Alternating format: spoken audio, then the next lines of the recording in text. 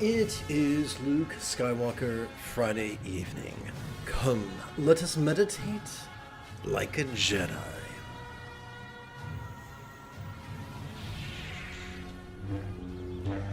This evening, let's play with the latest iteration of a very easy meditation. We'll begin with the first of 4 phases of mindful crease counting meditation. Over the span of 12 inhalations, we can advance our thumb in the following manner, beginning with our little finger. 1, 2, 3, 4, 5, 6, 7, 8, 9, 10, 11, 12. When we multiply this by 8 sets, it gives us a total of 96 inhalations. 1, 2, 3. Let's try this again. 1, 2, 3, 4 sets of 12 inhalations. 5, 6, 7, 8 sets of 12 inhalations each. To keep track of our first of 4 phases, we can rest the great knuckle at the base of our right little finger, upon the tip of our left little finger, palms up in our lap. Doing so could gently invite our real or imagined subtle energies to coalesce in the bladder region of our lower abdomen.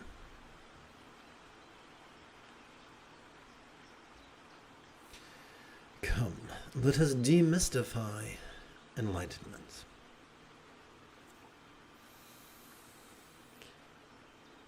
We have to be careful. We have to be choosy from whom we receive definitions. For the definition crafted by those who are rigid, fearful, superstitious, controlling, elitist, cryptic, competitive, and cruel will be greatly different than the definitions crafted by those who are on the path of being flexible, loving, rational, laid back, egalitarian, lucid, cooperative, and kind. For example, those who are very, very rigid and controlling will set impossible tasks, telling us to do, inferring, well, for instance, they'll tell us that we are only enlightened if we never experience another painful emotion ever again. That's absurd. That's not what the Buddha taught. In the Satipatthana Sutta, it is inferred that the essence of enlightenment is simply mastering the Buddha's Eightfold Path. But what does it mean to master anything? When we master a skill, we become so competent with that skill that we practice it spontaneously, habitually, easily, and effectively. And the key to mastering all 8 folds of the Buddha's Eightfold Path is simply in mastering the 7th, which is mindfulness, and the 8th, which is meditation. Practice these every 12 hours, and the remaining 6 could take care of themselves. We'll explore that in the remainder of this evening's live stream. In light of the importance of mindfulness and meditation, I think it wise for us to view them through the lens of neuroscience, which we will do after approximately 30 seconds of housekeeping. This is Lama Jigme Gyatso of the Buddha Joy Meditation School. For more than 30 years, I've spent about 8 hours a day, almost every day, studying, practicing, mastering, and reverse engineering the teachings and techniques of each school of meditation so that you won't have to. Welcome, my friends, to Meditate Like a Jedi, which is made possible due to the generosity of viewers just like you. Please chant with me. The nudity of the octuple couple sporting and tantric union reminds us of the vulnerability so crucial to mindfulness. Sturgeon's Law reminds us that 90% of everything sucks. Basically, Since the Neolithic Revolution, society has conditioned us to be rigid, fearful, superstitious, controlling, elitist, cryptic, competitive, and cruel. Although a minority of us strive to transcend that conditioning and instead be flexible, loving, rational, laid-back, egalitarian, lucid, cooperative, and kind. It therefore should not surprise us that the majority of humans, no less the majority of meditation teachers, are defined by being rigid and controlling. So much so that when they teach students, they implore them to focus, to actively focus, and actively analyze. Now, the only parts of the brain that can perform those tasks are the neural pathways found in the discrete regions such as the medial prefrontal cortex or the dorsolateral prefrontal cortex. Overwork these regions and it triggers our amygdala, the seat of anxiety and aggression, which ironically is the opposite of what most people want from meditation. Most people don't want anxiety, they want peace. Most people don't want to be aggressive, they want to be loving. Let's figure out how to hack this bad boy. The good news is that neither the amygdala nor the prefrontal cortex comprise the entirety of our central nervous system. Let's consider mindfulness. Every time we inhale, whether we know it or not, we are wired by evolution to automatically access our sympathetic nervous system found in the middle third of our spinal cord. This sympathetic nervous system has evolved to help us notice in a very special way, to help us notice vulnerably, passively, viscerally, randomly, and fleetingly. But notice what? Notice mind's antics. You know, for instance, notice mind's antics of perception. Seeing, hearing, feeling, tasting, smelling, and the like, including emotion, intention, cognition, recollection, and imagination. Now that's a whole bunch of stuff. Is there an easy and elegant and simple way to practice them? Yes. Yes, there is. When we silently and mentally recite the demonstrative pronoun this during our inhalation, it induces our cerebral cortex to cooperate with our sympathetic nervous system. But what do we do with all this stuff that we notice? At this point, let's just briefly look at a concise explanation of meditation. Every time we silently and mentally recite the one-syllable verb ease during our exhalation, we release that which we noticed during our previous inhalation, experiencing what we noticed as fleetingly, less solid, less permanent, and less defining, until the next inhalation and the cycle begins again. So together, as a team, let's meditate.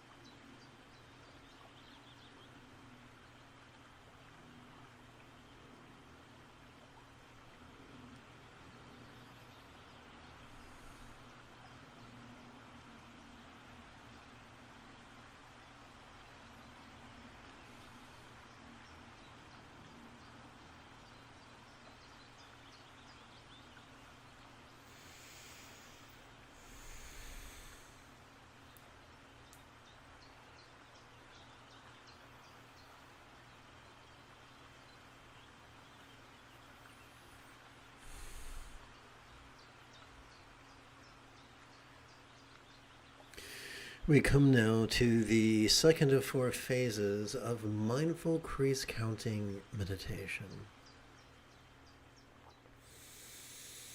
Over the span of 12 inhalations, we could advance our thumb in the following manner, beginning with our little finger. 1, 2, 3, 4, 5, 6, 7, 8, 9, 10, 11, 12. If we wish to count for 96 breaths, we simply multiply these 12 inhalations by 8 sets. 1, 2, 3, 4, 5, 6, 7, 8 sets of 12 inhalations each, counting the sets on our left hand. To keep track of this, our second phase, we can rest the great knuckle at the base of our right ring finger, upon the tip of our left ring finger, palms up in our lap. Doing so could gently invite our real or imagined subtle energies to coalesce in the navel region of our mid-abdomen. Please chant with me. The translucence of the all-good Father and Mother depicted in paintings remind us of meditation's experience of impermanence and non-graspability.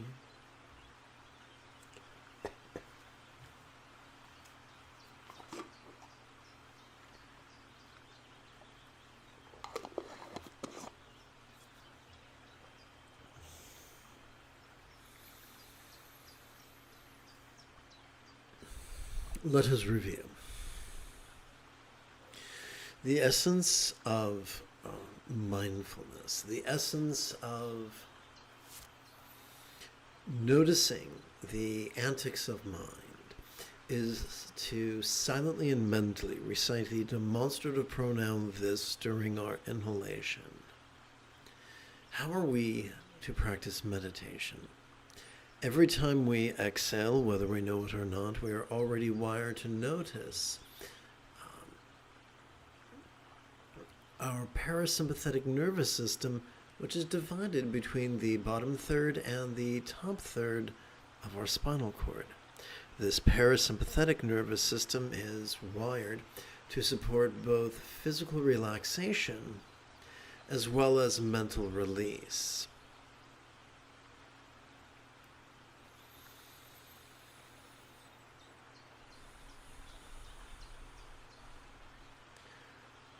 When we silently and mentally recite the one-syllable verb ease during our exhalation, we gently induce our cerebral cortex to cooperate with our parasympathetic nervous system, thus releasing what we noticed during our previous inhalation, finding it to be as non-graspable as a vast, empty void. Now, any good English teacher will remind us that a simile is only as powerful as it is relatable. So we have to ask the question, what? What is a real-world example of a non-graspable, vast, empty void? How about the illusion of the infinite azure sky on a bright and beautiful cloudless morn, which, although is tantalizing to the eye, is non-graspable to the hand. And so there you have it. The key to noticing the antics of mind, and the key to relaxing into mind's non-graspable nature. To get oh yes, before I forget, everything comes back to the Eightfold Path. Our practice of mindfulness and our practice of meditation not only help us to literally see things as impermanent, but also see things as figuratively empty. Doing so supports our mental release. So together, as a team, let's meditate.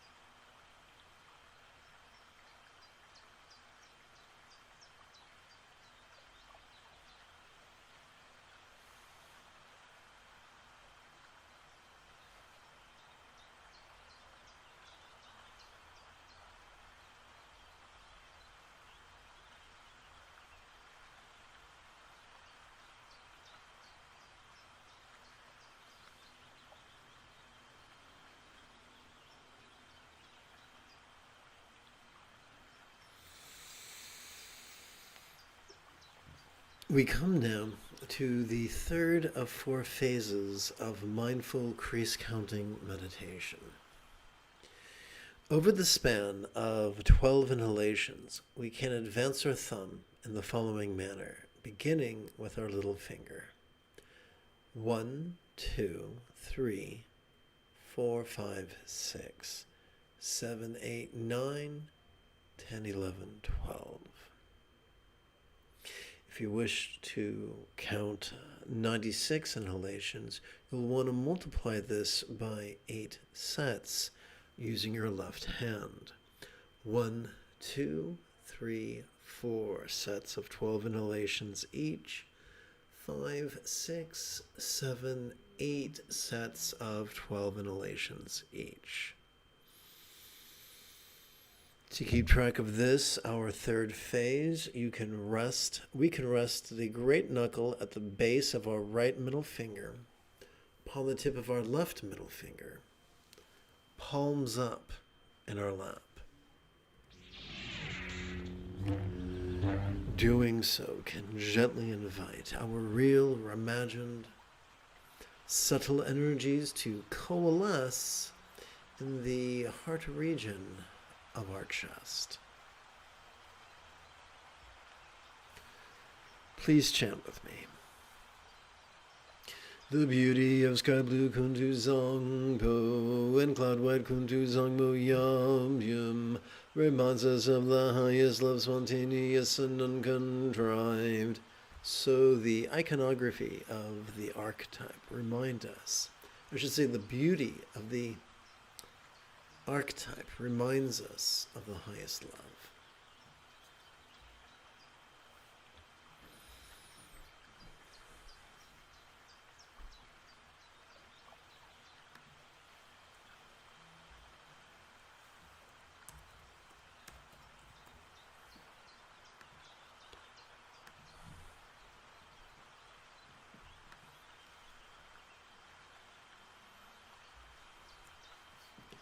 So let's do a quick review. What is the key to noticing mind's antics? Mind's antics of perception, emotion, intention, cognition, recollection, and imagination. And the key to noticing them, vulnerably, passively, viscerally, randomly, and fleetingly, simple. Silently and mentally recite the demonstrative pronoun this during each inhalation. What is the key to relaxing into mind's non-graspable nature? Simple. During each exhalation, silently and mentally recite the one-syllable verb ease during each exhalation. Doing so helps us to release our resistance to the absence of what we crave, and it can also help us release our resistance to the presence of what we dread. Now, releasing our resistance doesn't mean it goes away. It simply means that our resistance is no longer controlling our choices or our utterances or our deeds. How's about a bit of the old neuroscience? By playing with mindfulness and meditation every 12 hours or so, we can calm the tyranny of our amygdala's anxiety and aggression so that they control us less. Additionally, we wind up stimulating our anterior cingulate gyrus, this fuchsia-looking letter C right here. This tissue functions as the hub of our mirror neurons, the seed of empathy, which is important because 50% of the Buddha's Eightfold Path pertains to loving kindness, kind intention, kind communication, kind conduct, and commerce that is as cooperative as it is kind. Yes, if we wanted to, we could squander our time and our energy contriving a pale analog of love through the powers of focus and analysis. However, the highest love is the spontaneous and uncontrived fringe benefit of mindfulness and meditation. So let us together as a team practice right now.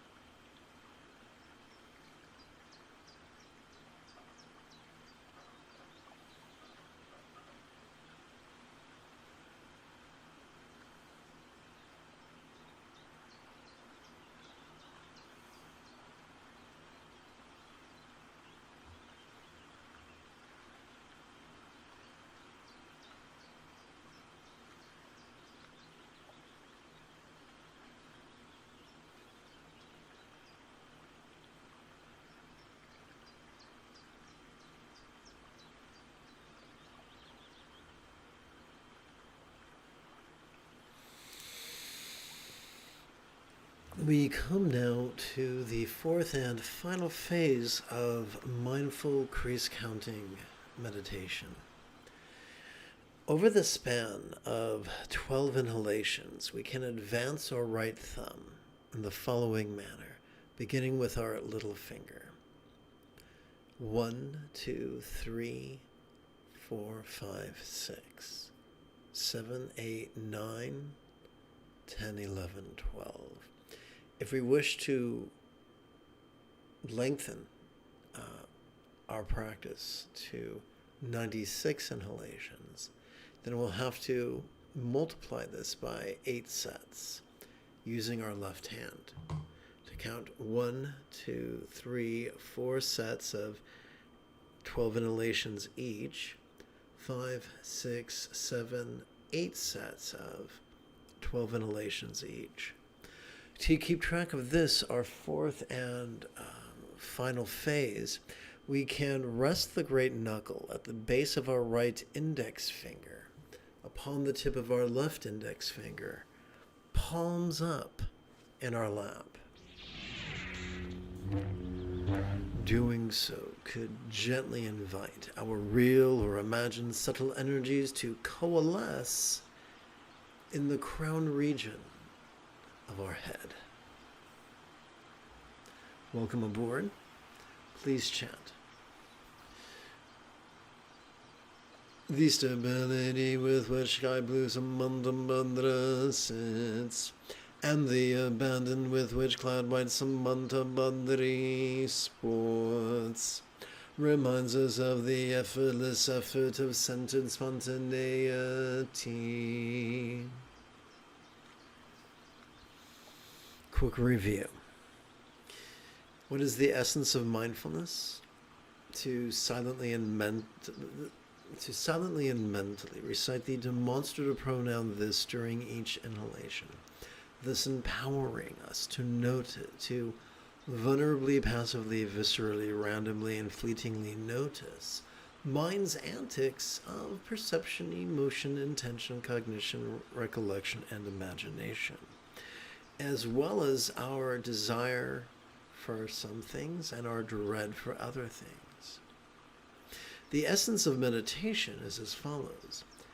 When we silently and mentally recite the one-syllable verb ease during our exhalation, we tend to release what we noticed during the previous inhalation. We also tend to release our resistance to the absence of our objects of desire, and we also tend to release our resistance to the presence of objects that we find dreadful.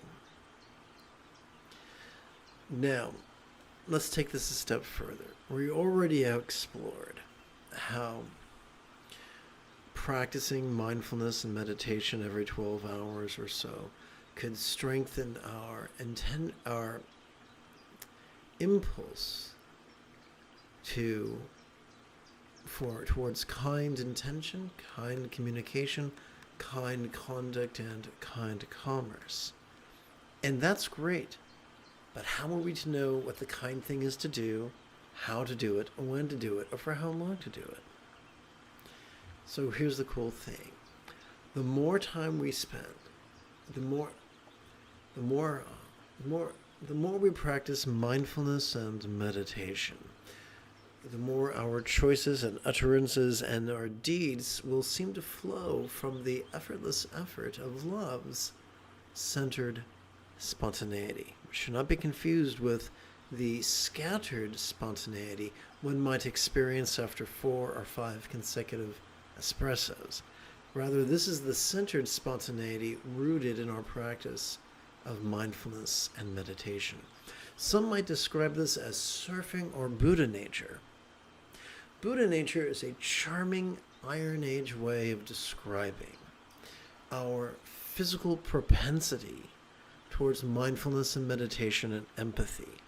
But now, during the digital age, we have the imaging equipment, we have the functional magnetic imaging equipment necessary to identify the actual structures in our central nervous system that support our practice of the Buddha's teachings. Our sympathetic nervous system supports mindfulness. Our parasympathetic nervous system supports meditation. And our anterior cingulate gyrus supports empathy. Here's the takeaway. This is the opposite of elitism. This is about egalitarianism. Every living human is capable of mindfulness and meditation. And almost all, except for those who are sadly psychopathic, the majority of humans are capable of empathy. In the penultimate passage of the Satipatthana Sutta, the Buddha taught that we can master his path in as little as a week or two. I think that's pretty cool. So together right now, let's practice. And remember, the moment you have a specific question about Buddhist chanting, Buddhist meditation, or Buddhist philosophy, type that question in great detail in the chat window.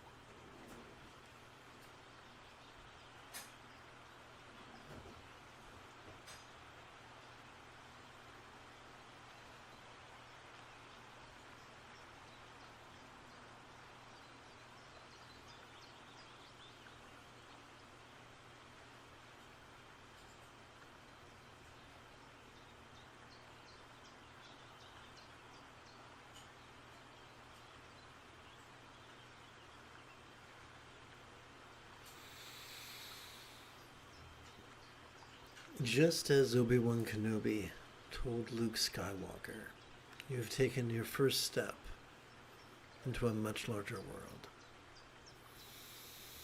If you feel that I've earned it, you could give this live stream a thumbs up. You could even help support this channel. In approximately 11 hours, I would very much like to return to lead tomorrow's early morning meditation class and group practice. And if you are as geeky as me, may the Force be with you always.